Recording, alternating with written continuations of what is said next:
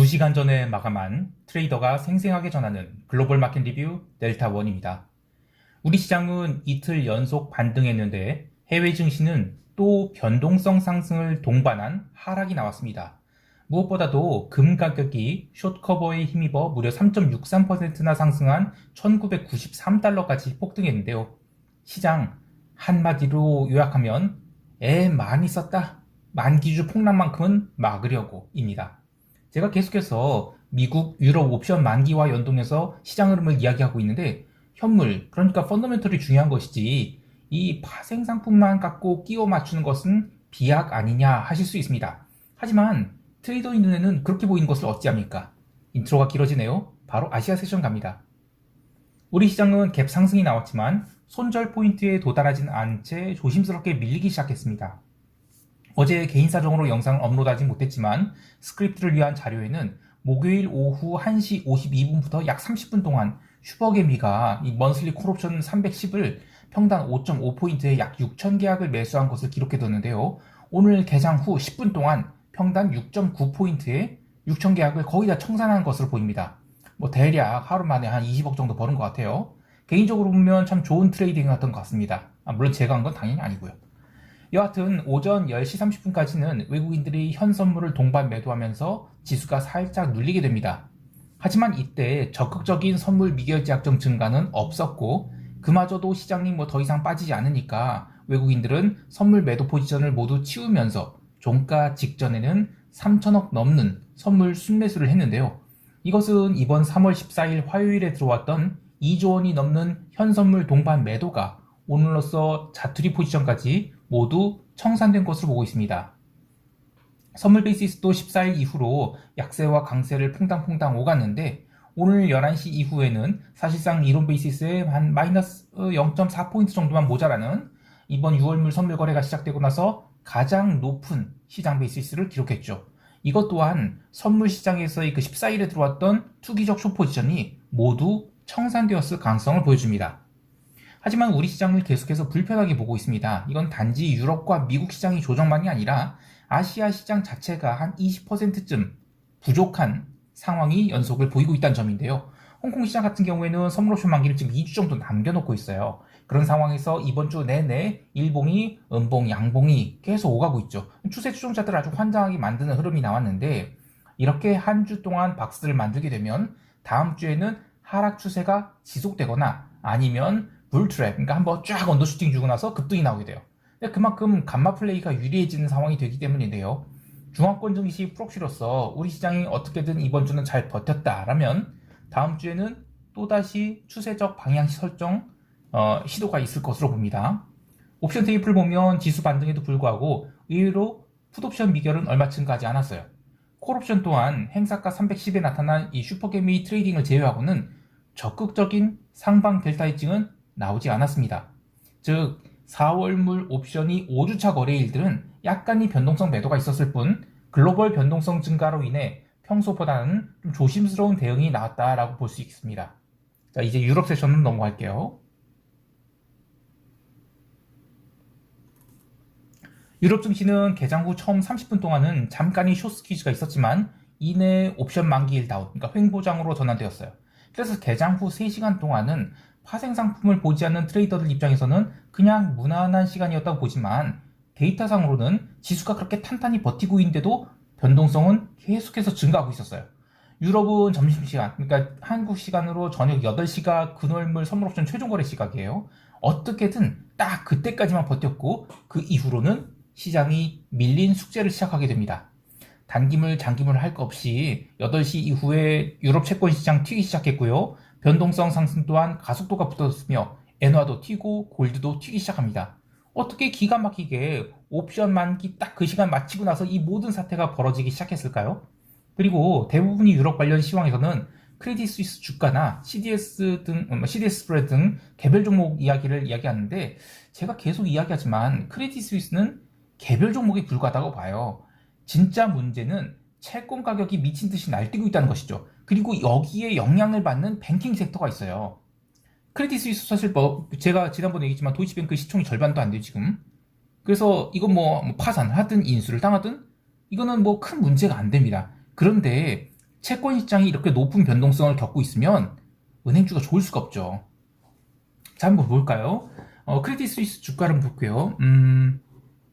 차트를 보면서 얘기하시죠. 요게 이제 그 3일 동안의 차트고, 요게 이제 어제예요. 그런데 보면 딱 저녁 8시 만기 이후에 밀었는데 생각보다 얼마 안 밀었어요. 그리고 종가상으로도 크게 안 밀었죠. 그런데 요건가요? 뱅킹 섹터 요걸 보죠.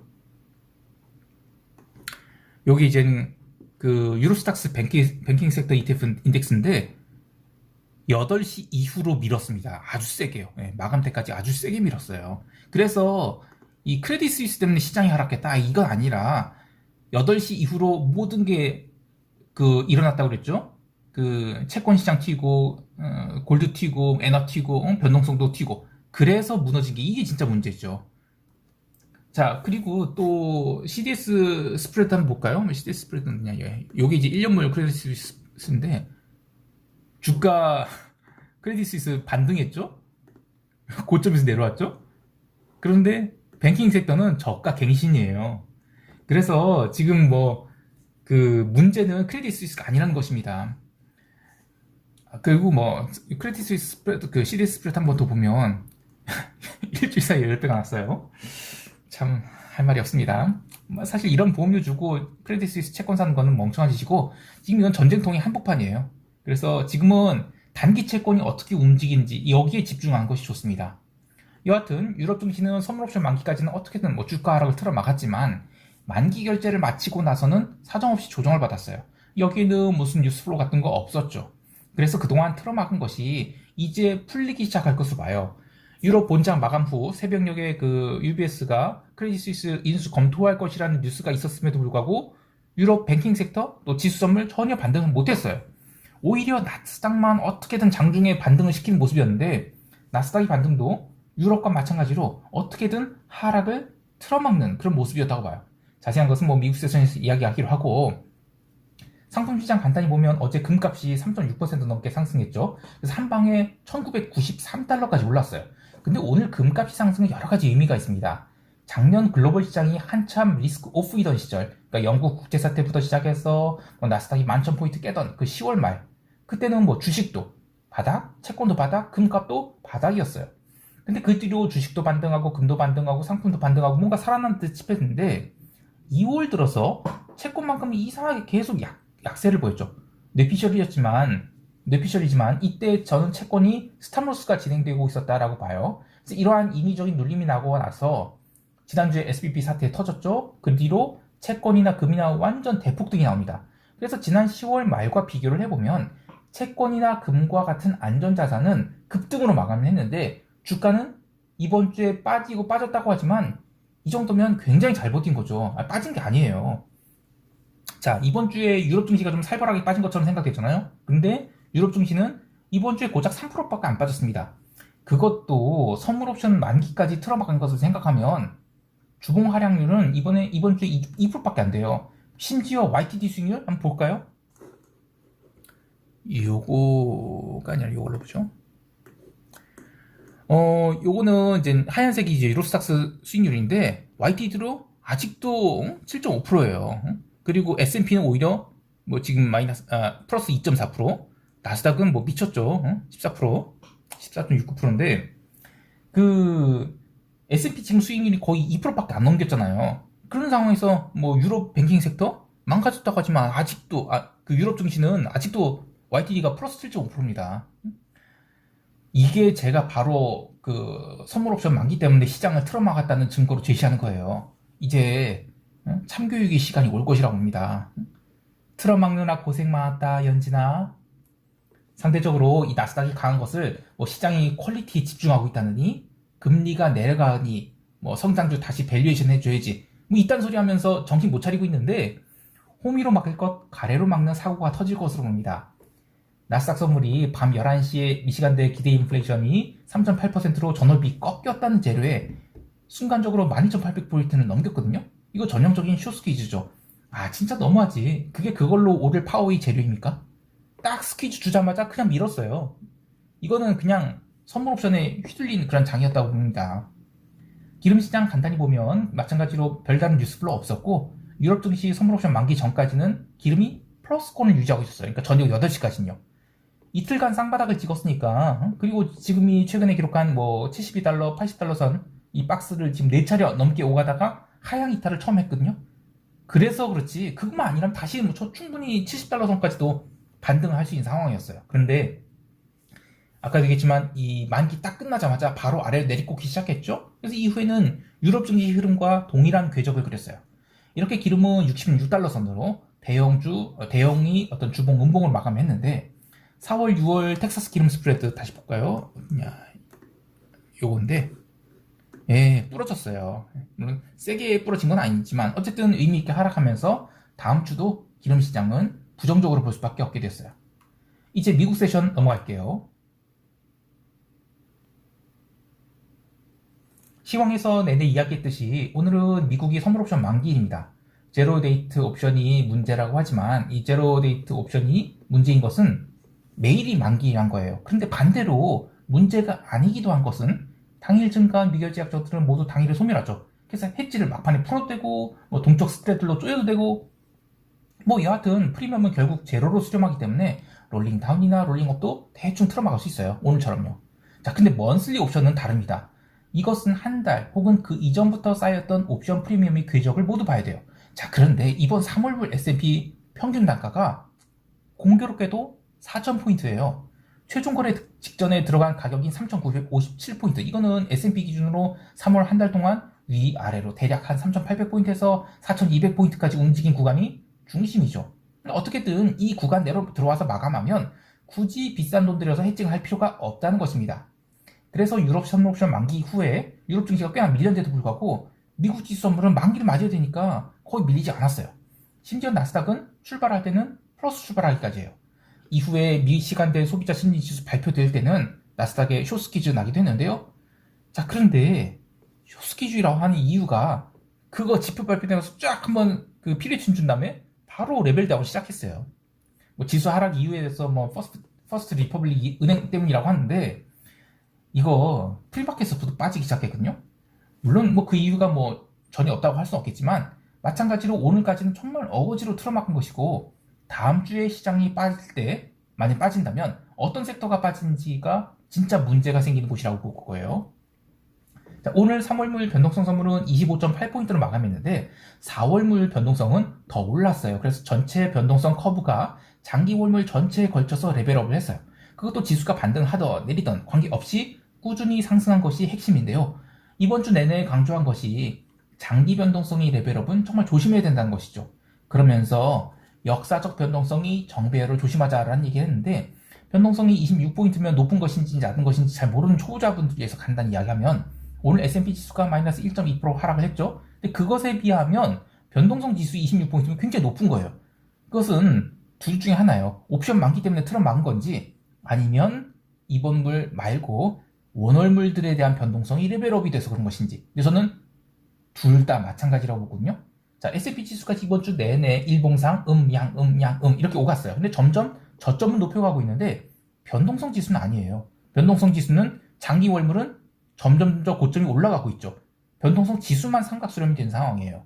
자, 이것으로 끝날 일이 아니고 참교육의 시간이 다음 주로 미뤄진 것에 불과하다라는 것입니다.